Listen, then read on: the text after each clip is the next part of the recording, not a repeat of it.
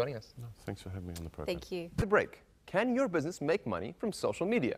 Plus, why people believe our female FNC members are not saying enough. Stay with Dubai One. Welcome back to Emirates 24/7. The rapid growth of social media offers businesses the chance to join a conversation with millions of people around the world each day. A decade ago, an unhappy customer could tell 10 people about their experience. But in the new age of social media, this very customer can inform millions at the click of a button. Murdoch University will be looking at the power of that social media holds in the marketing world in a special Women's Lunchbox event in Dubai tomorrow. I'm now joined by the university's marketing and PR manager, Farhana Raza, to explain why social media is here to stay. Farhana, welcome to the show. Thank you, Omar. It's a pleasure to be here. Thank you for joining us. Now, looking at this idea of business and social media, now we've heard a lot about the reach of social media, why every business needs to take advantage of this opportunity. But it's been a little bit more difficult to quantify exactly how you see that return on investment in terms of using social media. Can you tell us a little bit about how businesses can see that return, what it actually entails? Absolutely. I don't think there's actually a set method or a set sort of mix to quantify return on investment on social media. I think we all try and do our best. Speaking from a Murdoch perspective, we tend to look at it as a form of return on influence.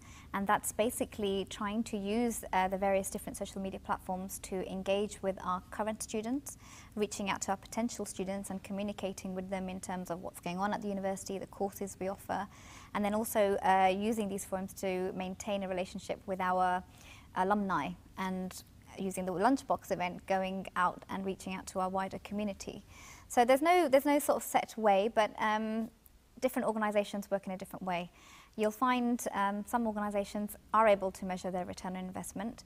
I think the food and beverage industry, the retail industry in particular, are brilliant at doing that because they can actually tailor-make, they can tailor campaigns directly for their Facebook fans. And thereby they can actually measure it immediately, which certain organisations like ourselves can't do it immediately, but we're looking for that long-term return on investment and generally looking at it as a way of interacting with our audience at this stage, and then hopefully in the long term, in the future, when students are looking to making those decisions to join university, then they will hopefully be looking for a return on investment for us.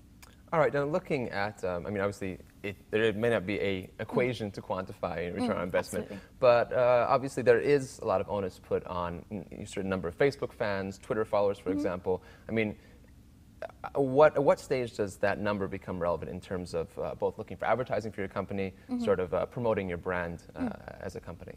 Well, the thing is, depending on how many followers you're getting, how many likes you're getting on your Facebook, it is obviously a means of measuring, right, my brand is established, I'm actually reaching out to that many people, these people are clearly interacting with me, the campaigns I'm doing is perfect.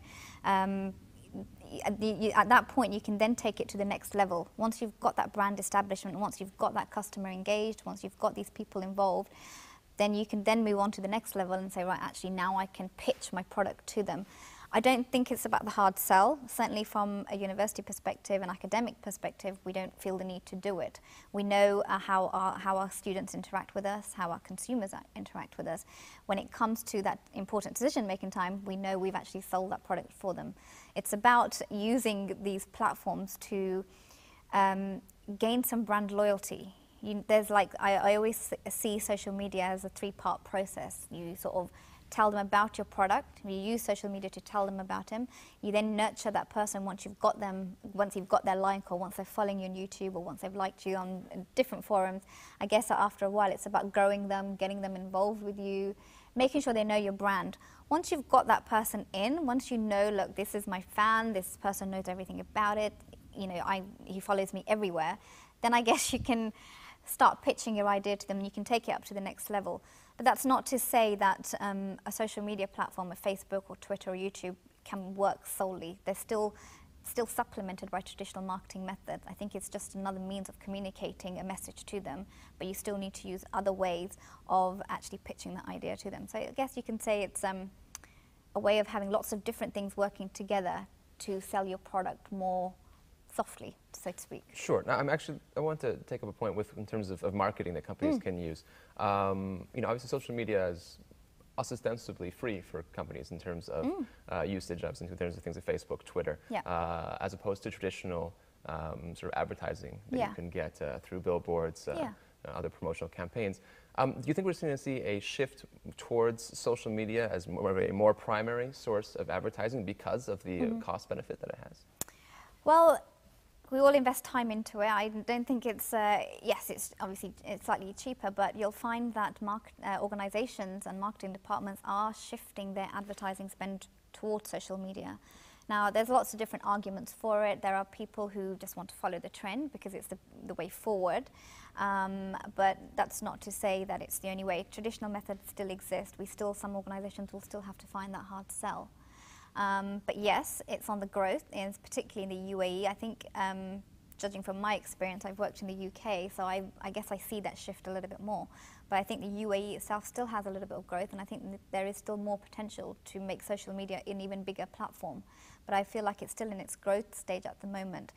There are global brands, obviously, who are established in these kind of things, and they don't obviously need to do that sort of growth stage. For them, it's just a means of investing heavily just to interact. So it's not, again, it comes back to the point of it's not just that return on investment. It might just be about engaging with them on a completely different level. So, sorry, go ahead. Thank you. No, absolutely, I agree 100%. And just quickly at the end, as we're running a little short of time, tell me about tomorrow's event and what we can expect out of it. Absolutely. The Women's Lunchbox, just to give you a little bit of background, it's actually something that our home campus does in Perth. And it's debuting for the first time in Dubai. And we are looking at celebrating women because it's a women's lunchbox. And we're basically discussing this trending topic, social media, return on investment. And we're looking to celebrate women. So I guess it falls in nicely with the theme of empowering women in the UAE. And I think there's no better way to kickstart it. Absolutely. It was definitely something to look forward to. For Hannah, thank you very much for joining us on the show. Pleasure. Thank you very much. Thanks for having me, Mel. All right. Now, speaking of social media, if you want to keep up with the Emirates 24/7 team, log on to Facebook and check out Emirates 24/7 on Dubai One. And you can also follow me on Twitter at Omar Butti or at Dubai One TV. Now, after the break, Emirates Airlines serves up an ace with a $90 million deal to sponsor the US Open, plus the evolving role of women in the FNC. What they want you to know. Stay with Dubai One.